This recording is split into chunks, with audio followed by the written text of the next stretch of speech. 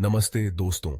आज हम बात करेंगे एक ऐसी चीज के बारे में जो हम सब ने महसूस की है। एफओमो मतलब फियर ऑफ मिसिंग आउट। ये वो अजीब सी फीलिंग है कि बाकी सब हमसे ज्यादा मजे कर रहे हैं।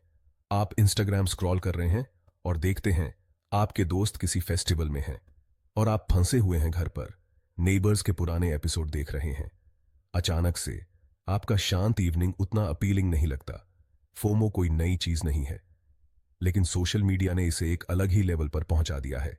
सोचो, पहले के जमाने में हो सकता है आप किसी पार्टी में ना जा पाते, तो क्या हुआ? आप बाद में उसके बारे में सुनते, हंसी मजाक करते और आगे भी आज जाते। और अब सोशल मीडिया हमें चौबीसों घंटे सबके सबसे अच्छे पलों से बॉम्बार्ड करता है। ऐसा लगता है जैसे सब एक शानदार पार्टी कर रहे हैं, सिवाय हमारे। हम सोशल प्राणी हैं, हमें कनेक्शन की चाहत होती है। लेकिन जब एफओमो हमारे दिमाग को खराब करने लगे, तो समझ लो पीछे हटने का समय आ गया है। आइए इस फोमो के बारे में और जानें और देखें कि इससे कैसे छुटकारा पाया जाए। सोशल मीडिया उस दोस्त की तरह है जो हमेशा अपनी बढ़िया जिंदगी के बारे में शेखी बघाड़ता रहता है। यह पार्टियों, छुट्टियों और परफेक्ट पलों का हाईलाइट रील है। समस्या यह है कि यह पूरी कहानी नहीं है। हम अपने बिहाइंड द सीन्स की तुलना दूसरों के केयरफुली क्यूरेटेड हाईलाइट रील से कर रहे हैं। कोई आश्चर्य नहीं कि हम खुद को कमतर महसूस करते हैं। जरा सोचो, कितनी बार आपने इंस्टाग्राम स्क्रॉल किया है और जलन महसूस की है। आपके दोस्त की एग्जॉटिक छुट्टी, आपके कॉलीग का फैंसी डिनर। यह सोचने के जाल में फंसना आसान है कि सबकी जिंदगी कमाल की है, सिवाय हमारे। सोशल मीडिया को एडिक्टिव बनाने के लिए डिजाइन किया गया है। नोटिफिकेशन, लाइक और कमेंट उन मीठे मीठे डोपामाइन हिट्स को ट्रिगर करते हैं। हम स्क्रॉल करते रहते हैं, वैलिडेशन चाहते रहते हैं और खुद की तुलना दूसरों से करते रहते हैं। लेकिन सच्चाई यह है, सोशल मीडिया एक फिल्टर्ड रियलिटी है। लोग आमतौर पर ऑनलाइन अपना बेस्ट वर्जन दिखाते हैं। तो अगली बार जब आप सोशल मीडिया स्क्रॉल कर रहे हों और आपको फोमो महसूस हो, तो एक सांस लें। खुद को याद दिलाएं कि यह पूरी कहानी नहीं है। दोस्तों, सच बात तो यह है कि कोई भी अपने एपिक फेल्स इंस्टाग्राम पर पोस्ट नहीं करता।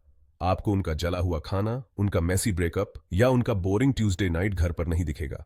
सोशल मीडिया एक केयरफुली क्यूरेटेड म्यूजियम की तरह है जहां सबके सबसे अच्छे पल रखे जाते हैं।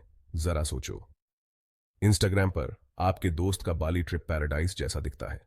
सनसेट्स, कॉकटेल्स, चारों तरफ मुस्कुराहटें। लेकिन आप जो नहीं देखते हैं वह है चिलचिलाती गर्मी, खराब पेट या उनके पार्टनर के साथ हुई लड़ाई। याद है जब आपने परफेक्ट सेल्फी लेने में घंटों बिताए थे? आपने शायद 50 तस्वीरें ली, उनमें से 49 डिलीट कर दी और फिर आखिरी वाली पर फिल्टर लगाया। खतरा तब होता है जब हम हाइप पर विश्वास करने लगते हैं। जब हम अपनी मेसी, असली जिंदगी की तुलना इन क्यूरेटेड ऑनलाइन पर्सोनास से करते हैं, तो हम खुद को निराशा के लिए तैयार कर रहे होते हैं। आपकी जिंदगी भी बहुत अच्छी है, चाहे जला हुआ खाना ही क्यों ना बना हो या कभी कभी मेल्टडाउन ही क्यों ना हो रहा हो। ठीक है, अब थोड़ी गंभीर बात करते हैं। एफओएमओ भले ही एक हार्मलेस सा एक्रोनिम लगे, लेकिन यह वास्तव में हमारे दिमाग को खराब कर सकता है। हम बात कर रहे हैं एंग्जाइटी, लो सेल्फ एस्टीम, यहां तक कि डिप्रेशन की भी। जरा सोचो, आप लगातार उन लोगों की इमेजेस से बॉम्बार्ड हो रहे हैं जो बहुत ज्यादा खुश हैं। आपका दिमाग सोचने लगता है, मेरे साथ क्या गलत है? मैं इतना खुश क्यों नहीं हूं? मुझे क्यों नहीं बुलाया गया? फोएमो हमें यह सोचने पर मजबूर कर सकता है कि हम काफी अच्छे नहीं हैं। हम अपनी जिंदगी, अपनी उपलब्धियों, यहां तक कि अपने लुक्स की तुलना दूसरों से करने लगते हैं। और अंदाजा लगाइए क्या होता है, हमें हमेशा खुद को कमतर ही पाते हैं। यह कांस्टेंट कंपैरिजन गेम वाकई हमारे सेल्फ वर्थ को कम कर सकता है। अच्छी खबर यह है कि हम फोमो से लड़ सकते हैं। बने रहें कुछ खास टिप्स के लिए कि आप ये कैसे कर सकते हैं। सेक्शन 5, एंग्जाइटी और डिप्रेशन, फोमो के अवांछित साथी। फोमो सिर्फ थोड़ा बहुत लेफ्ट आउट फील करने के बारे में नहीं है, यह हमारे मेंटल हेल्थ को गंभीर रूप से प्रभावित कर सकता है। हम बात कर रहे हैं एंग्जाइटी, डिप्रेशन, सब कुछ। जरा सोचो, आप लगातार सोशल मीडिया चेक कर रहे हैं, इस बात से परेशान हैं कि आप कुछ मिस तो नहीं कर रहे। आपका दिल तेज धड़कता है, आपको नींद नहीं आती, आप हर समय बेचैन महसूस करते हैं। यह एंग्जाइटी है। दोस्तों और फोमो इसका एक बड़ा कारण हो सकता है। फिर डिप्रेशन भी है। जब हम लगातार खुद की तुलना दूसरों से करते हैं और खुद को कमतर महसूस करते हैं, तो यह हमारे मूड को खराब कर सकता है। हम निराश महसूस कर सकते हैं, उन चीजों में रुचि खो सकते हैं जो हमें पसंद थीं, और सोशल सिचुएशन से दूर हो सकते हैं।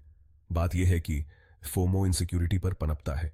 यह हमें खुद पर, अपने चॉइसेस पर, यहां तक कि अपनी वर्थ पर भी सवाल उठाने पर मजबूर करता है।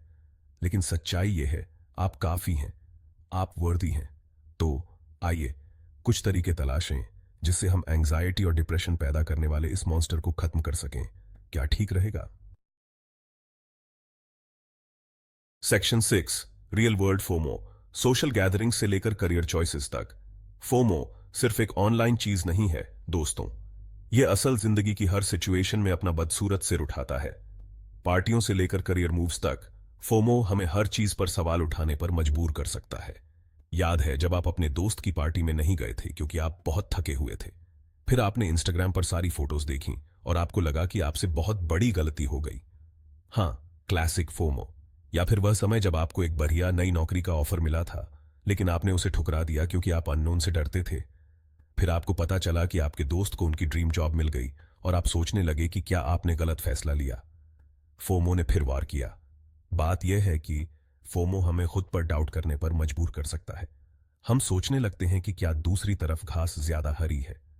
हमें चिंता होती है कि हम बढ़िया अपॉर्चुनिटीज मिस कर रहे हैं। लेकिन असली बात यह है, हम सब कुछ नहीं कर सकते। हम एक ही समय में हर जगह नहीं हो सकते। यह समय है अपने चॉइसेस को अपनाने का, अपने दिल की सुनने का और इस बात की चिंता करना छोड़ने का कि क्या हो सकता था। Section 7, the comparison game. Social comparison और सेल्फ एस्टीम में एफओमो की भूमिका।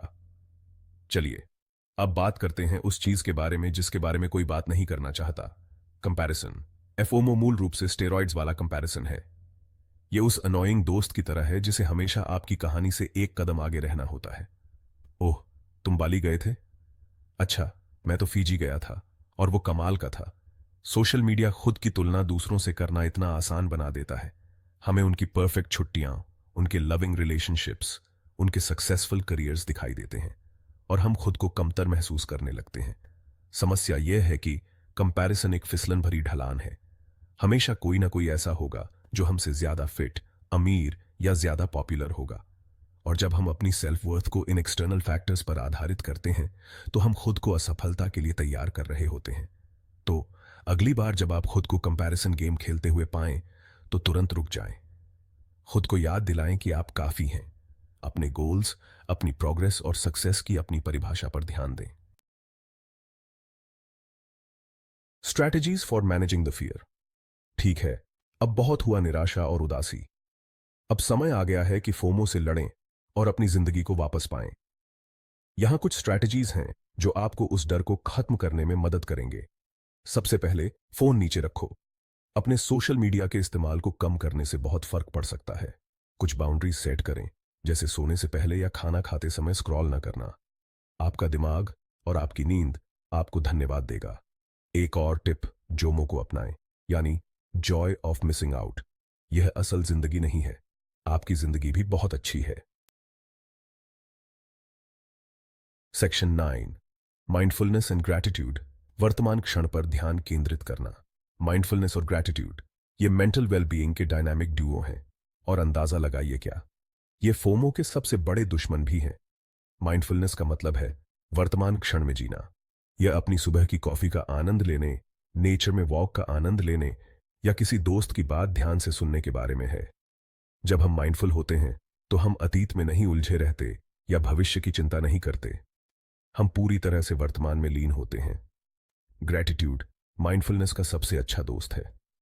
यह हमारी जिंदगी की अच्छी चीजों की सराहना करने के बारे में है, चाहे वे छोटी हों या बड़ी।